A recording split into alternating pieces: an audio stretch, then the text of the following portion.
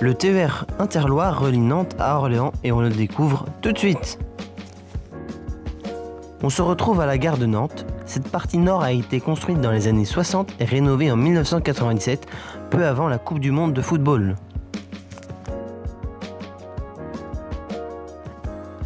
La mezzanine située au-dessus des voies a été inaugurée il y a 2 ans, c'est magnifique. La gare dispose aussi d'une partie sud.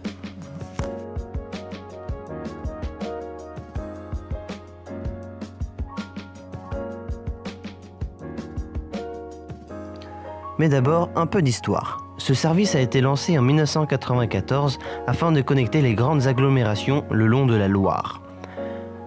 Sur une grande partie du parcours, les trains peuvent rouler à 200 km/h. Seuls quelques TER en France roulent à cette vitesse, comme le TER 200 en Alsace. Le week-end, certains trains sont prolongés jusqu'au Croisic. L'Interloire emprunte la ligne de Tours à Saint-Nazaire entre Nantes et Tours, puis la ligne de Paris-Austerlitz à Bordeaux-Saint-Jean entre Tours et Orléans.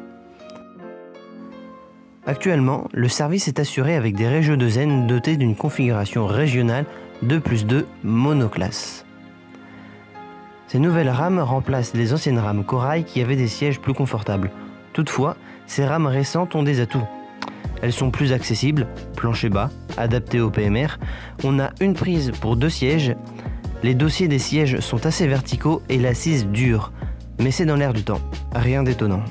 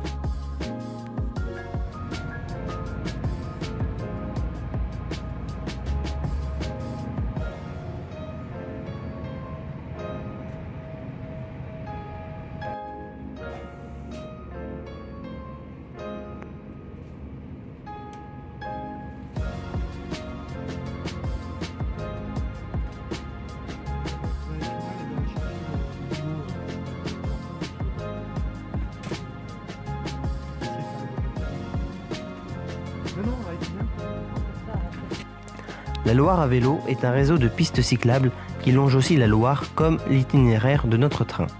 De ce fait, il est utilisé par de nombreux cyclistes. Les rames comportent des emplacements supplémentaires pour ranger les vélos.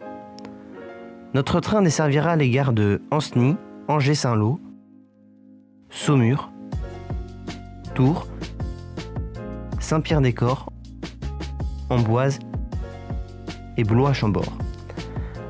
Peu après la gare d'Amboise, on peut apercevoir le château depuis les voies. On arrive en gare de Tours, il nous faudra rebrousser chemin puisqu'elle est en cul-de-sac.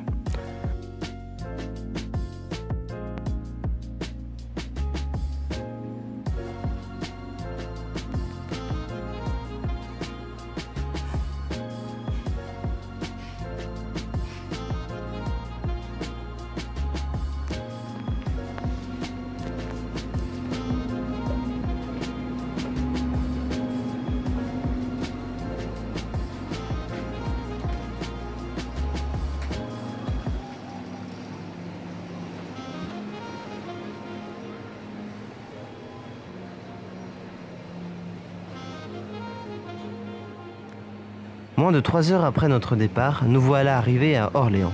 N'hésitez pas à aimer ou commenter cette vidéo et à vous abonner. À bientôt.